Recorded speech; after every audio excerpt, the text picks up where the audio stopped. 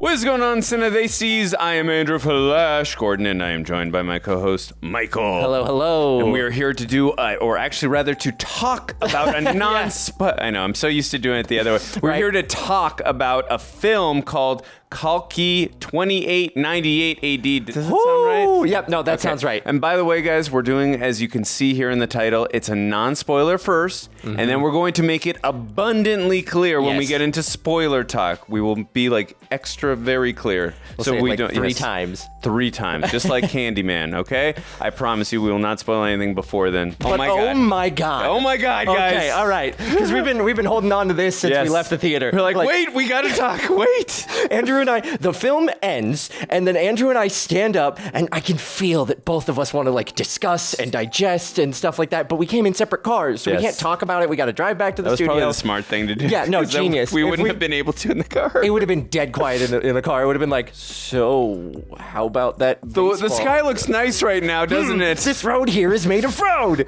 Anyways, the film is phenomenal. Oh my god. Yes. I'm really trying to paint in broad strokes how much I enjoyed it. Let's start with the set decoration. Oof. Oh my god, the set design. We kept saying that during the film too. We were doing our best to not like commentate in the theater like because we're not in the studio. We weren't in the studio, but yes, the set design was phenomenal. With any sort of good sci-fi, futuristic depiction, you always need that good set design to create that world. If you lack the set design, it can be really, really hard to establish that sort of future era dynamic, and they did a great job with it. Of course, a lot of it was assisted with CGI for some of the wider shots and things like that, but it didn't like detract any. It was done subtly, and it was assisted enough by practical sets that it really didn't like, tweak your brain in that way where you're like, they're just standing in a giant room full of green screen. Like a lot of it, a surprising amount of it was practical sets, which I really, really loved. Yeah, no, I would echo that sentiment. I would say like the production design just added to the mood and the atmosphere. It sets the tone for the whole film. And again, this, I hope you guys don't take offense to this. This is not me saying it's a ripoff of anyone, because there was a lot of originality, but as we were watching, we were just saying, like, as a visual aid, it reminded us in a good way, in a respectful way, a lot of Dune, Mad Max, and I would say Star Wars. Yes. Very good sci-fi films to be reminded of in a respectful way. We did not look at each other and go, it feels like it's ripping off these three films. It didn't feel like that. Just, again, visually speaking, it reminded us in a good, respectful way. And I love that the filmmakers, like, paid homage in a visual manner, in a respectful manner in that way. But it also felt like it was its own film as well. Yeah. Not like it was just, hey, we want you, anybody who's American that's watching this, we want to get you a little nostalgic here, like, in case Andrew and Michael or anyone like that's watching this. Not at all, but it had that tone and that feel in terms of, like, again, from a visual perspective. And I loved every second. It was great. It was, I'm telling you right now, guys, we were talking about this too when we left the theater, and we'll get a little more into stuff when we talk about the spoilers. Michael and I were like, that would have made such a great reaction with the two of us, and I would have loved to have reacted. Yeah. Having said that, damn, I'm so glad we got to see that on big screen, though. Oh my gosh, it was the power of the sound design. Oh my god. Andrew and I were talking about how this was like our first proper Indian film that we've seen in theaters. So when that film started right off the bat, that soundtrack that we're always gushing over just hits you in your core. The sound design was amazing. Like, not just the soundtrack, but like the hits in the fights and the explosions, and they got us really, really good. There's a few moments, especially earlier on in like the first hour of the film or so, where they're like, okay, we got to make sure everybody's paying attention and locked in, because there were a few like quote unquote jump scares that really got Andrew and I. Like, it made us jump out of our seats, but like in the best way possible, because as you know, I'm not a huge fan of horror films, but they did them in like a startling way where you're like, whoa, okay, I'm awake. And it just continued to keep that up. And another thing that I will laud the film for is its pacing. Space operas can be long. And I know that I am very familiar that a near 3-hour runtime is pretty common in Indian cinema, but this one felt like it moved. Like, we got to that interval point in the mid part of the film, not spoiling anything, and I still was like, all right, I'm ready to go. I had energy. I was like, oh my gosh, I can't believe we're already like halfway through the film, because they paced it it so well, and it didn't feel like it dragged at any point. I was going to say two things. When we got to the interval, I was like, damn it, we're already the halfway point. No, I want more. And then same thing when we got to the end, which again, we'll talk about in spoilers. I was like, no, don't, damn it. I'll leave it there. But in terms of pacing, I agree with you. It was extremely well paced. You know, I thought everything was extremely, I think when it comes to pacing, a very big key comes with balancing of tones. Yes. I think that's where you need to, you know, that's the hard part, especially when you're writing this stuff down. I just had little nitpicky things, which again, I will go over in the spoiler. I can't really talk about it in the non-spoiler because it's kind of, like I said, spoiling stuff. It's hard to nitpick without like going into specific details. Yeah, specific details. It's just more about, you know, a certain arc thing that we thought was going to happen, but again, understandable, and then also about a certain character. Exactly. I'll go more into detail.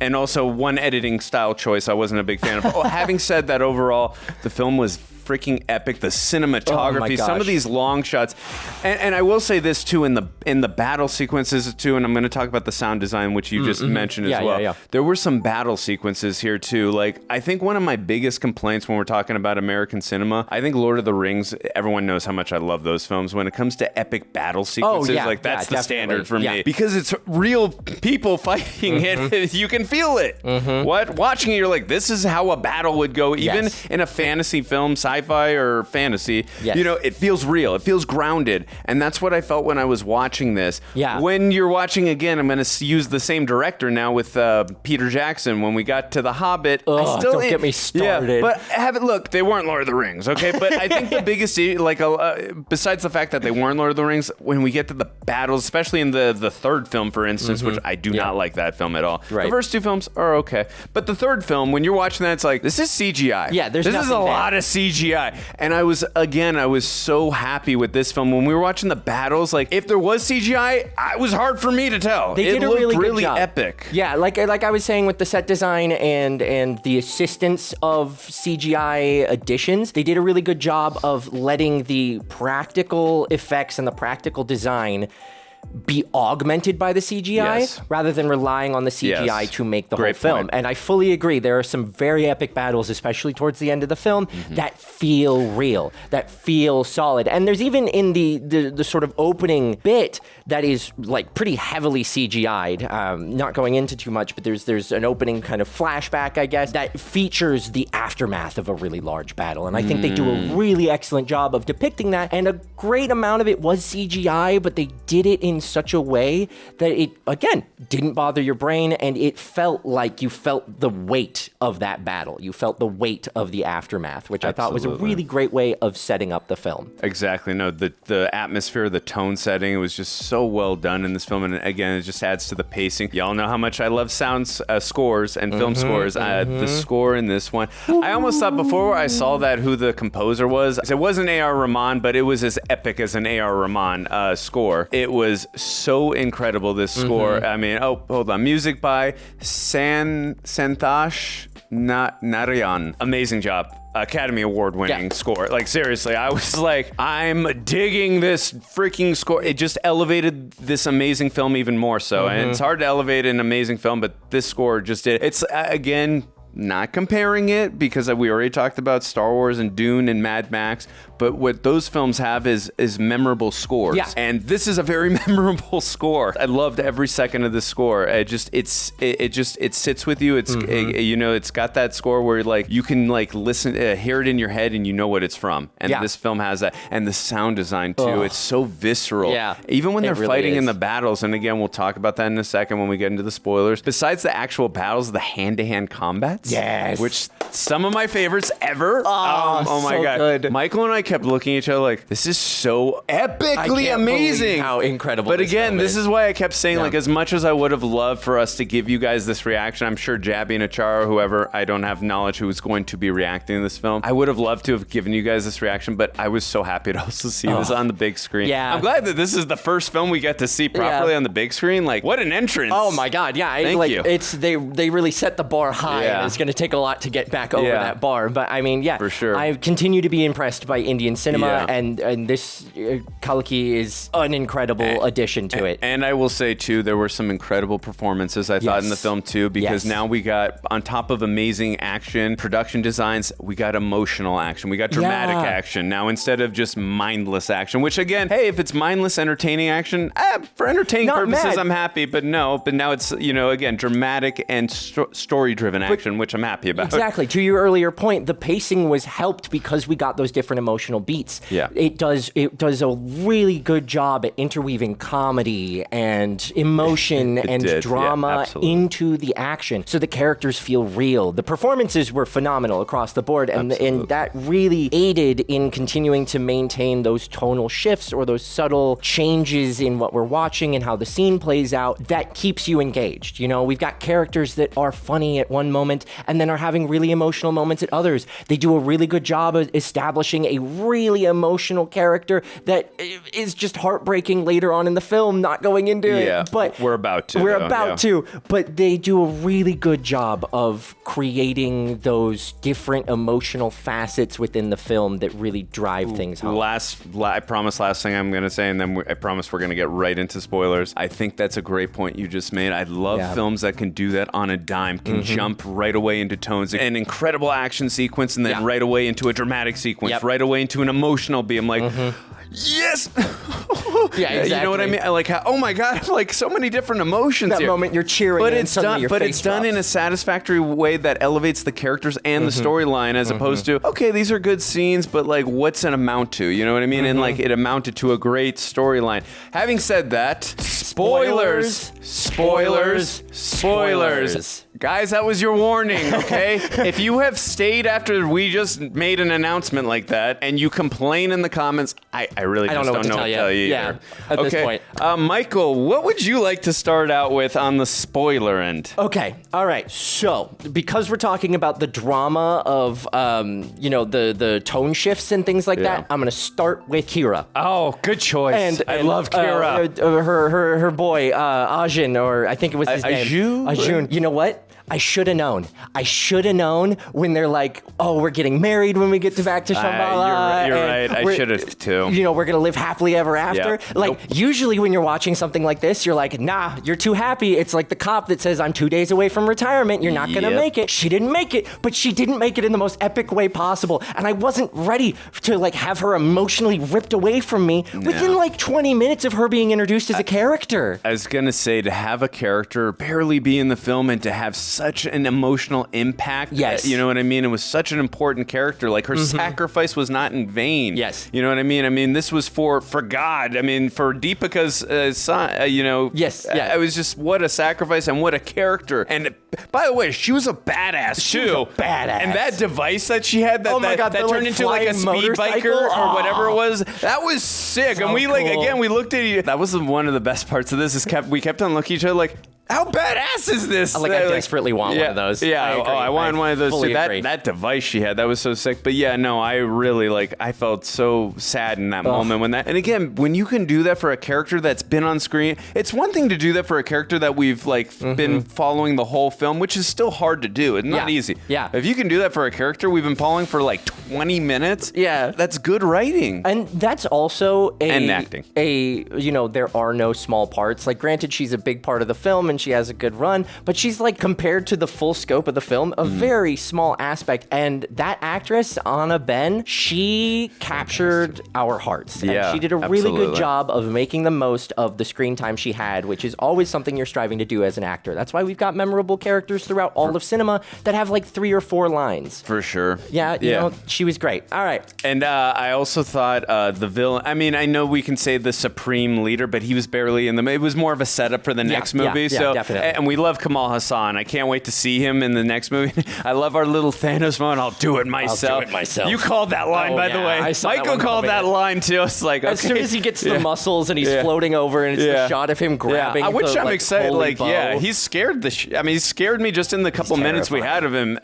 Just his tone, and you really felt that threatening presence. Having said that, I thought the villain in this film, Commander Manas, yes, Saswata Chatterjee. Yes, thank you. I've seen him in a couple, in a film and also in a TV show, the one with Anil Kapoor and Aditya Kapoor. He's a fantastic actor. He's got such range. I really thought he did a good job in this film, just, again, setting the tone as this evil, menacing presence who does not care about human life and anything. He will do anything to accomplish the goal. We don't have a lot of time to talk more in detail about too many different things, but also I really loved... Prabhas, thank you. Yeah. Obviously, we all know my first introduction to him was Bahubali 1 and 2 films, which, by the way, I love that we got SS Rajamouli in that cameo.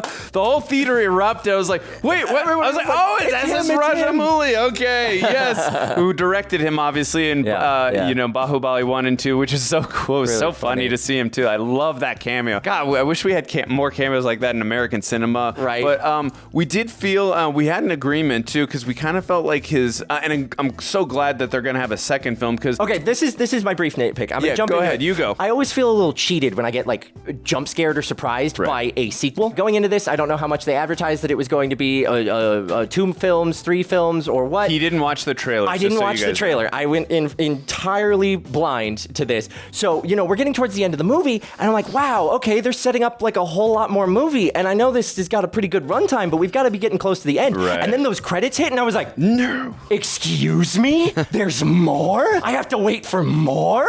I mean, I'm obviously excited for another film and a continuation of this storyline, but I was like, wait a second, I need more. Yeah. No, it did feel a little sort of like it was getting rushed, but because there's a second film, it was like I was a little more in the forgiving stage of that. Yeah. No, because I was even like, we're getting very close, like he's supposed to be the hero? Exactly. What's going on here? But again, because there's going to be a second film, I was a lot more forgiving in terms of the arc on that. Yes. There was an editing choice that was made. Right. Again, this is just a nitpick. It didn't ruin the film for me. I still love this movie. It shows that and again, I understand his motivation. I'm not just saying that it was a bad choice what they made. I think the editing was a bad choice where it was inserted is my gripe here. Yeah. They decided to show that his character was you had Commander Manas said, hey, you're blacklisted, but if you tell us the location or you get Deepika or whatever, we'll let you back into the complex. Fine. Great, fine. Yeah. I understand his motivation from having visited the complex. Like, this was life for him. This is what he aspired to want in life. Exactly. I get that. At the beginning of the film, you live selfishly. That's exactly. the way to go. And perfect. Yeah. We established that for him as a character. I get that. I just would have preferred they showed that clip of him talking to the Commander Manas after he zapped the Luke and the other character. I was like, this is the time, because when he came in there, I would have liked as a viewer to think, oh, he's helping them out. He's going to help Deepika. He's changed as a character. This is great. Like, wait, what just happened? And then you insert that edit and oh, the back twist. Yeah. I knew already going in what he's up to. I just would have liked that. Again, nitpicking. I think that would have been a better editing style choice personally. I agree. It kind of ruined the surprise of it. And not gonna lie, I still love Bhairava's arc as a character. Yeah. And again, because I didn't know there was going to be a continuation of these films, I sort of felt like we were rushing to his redemption. And then they did a really clever thing. Excuse me. They did a really clever thing at that end where, he magically gets the staff in his hand and then he reincarnates as Ashwatthama's brother. Right. And he has this epic battle with Commander Manas. And then I was like, okay, this is the redemption arc. And then the movie continued.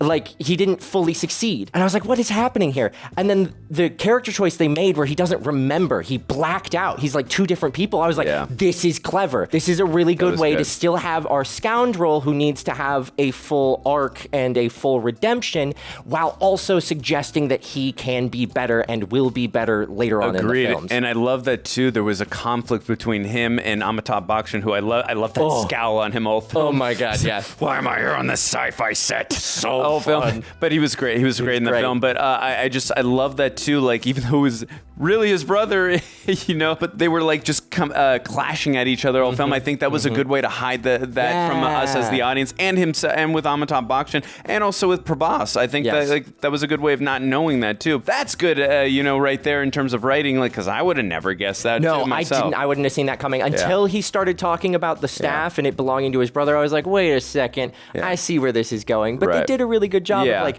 hiding or masking the relationship the two of them have. Speaking of those two, if I may, the fights between Prabhas' character So Bhairava entertaining and and Amitabh Bachchan's character's Ashwatthama. Incredible. Amazing. Some of the most epic, like, super-powered fights I have seen in modern cinema. They did really, really well. Yeah. And I was a little bit skeptical because, Amitabh Bachchan isn't young. He's pretty up there in age. And so I don't know if they had a body double doing a lot of the stunts for him or what the balance was. But there was a little bit, I was kind of worried when he's fighting some of the grunts of the complex initially when he's first revealed. Yeah. I was like, these fights feel a little bit clunky and not as epic as this character potentially could be. And then once he started fighting Bhairava, oh my God. I was like, okay, I take back any nitpicks that I had. Seamless. Yeah. Seamless. He just needed Those to fight fights his were brother. incredible. That's what we do as children, so he Yeah. went back to his roots. Exactly. This is the last thing. Again, just a nitpicking thing, because I like the character. I just, what the hell happened with Roxy? Roxy. I'm hoping in the sequel we get more screen time because they set up a cool character. They did. And then they have this whole scene in the complex, which was great. And then they found out, okay, that Bhairava was like, okay, he's not supposed to be here. And by the way, they're very forgiving. Bhairava, my whenever God, yeah. we kept looking at each other like, why aren't they? I'm glad they're not deleting him. Obviously, we don't want our main hero, but I'm like, they're just letting him go. No problem. For like a totalitarian, like technocratic government, they're really forgiving for trespassing. I guess like, hey, he's a human, and we gotta, get whatever our natural resources, so it's cheap labor or something like that. Right. Maybe But that's the reason. I don't know. But again, the thing I'm getting at really quickly here is I just wish we would have got more screen time from her. Yeah. She literally just exited the film abruptly. Did. And that was it. That's the last thing I want to say, other than I love this film. It was fantastic. Cinematography, music, sound design, the performances, the story. I can't wait for the second one. Again, as much as I would have loved to have reacted to this with Michael or anyone on the team, for you guys, I was so happy to see it in theaters. It was incredible. It was a great experience, and I'm so thrilled to continue this journey when the next one comes out. Can't wait. Stay tuned, y'all. Yes. Anyways, have you guys checked out the film yet? Let us know what you think. Not everyone has seen the film, so just be very careful. Be mindful in the comments section. Again, we put a spoiler warning up, so obviously people, when they made it to that far in the video, have seen what we've said, but I would, if you can, try to be respectful and mindful and not put too many, or not put any spoilers if you can, please. Yeah, just be respectful to anyone who hasn't. It's very new, this film. But anyways, let us know in the comments what you thought about this film, and are you looking forward to the next film? We'd love to hear your thoughts, and until then, make sure you do all the YouTube stuff, subscribe, hit the bell icon, all notifications, and smash the like button so you can let YouTube know you are enjoying what you're watching. I'm Andrew Flash Gordon. This is Michael Boose. See you guys next time.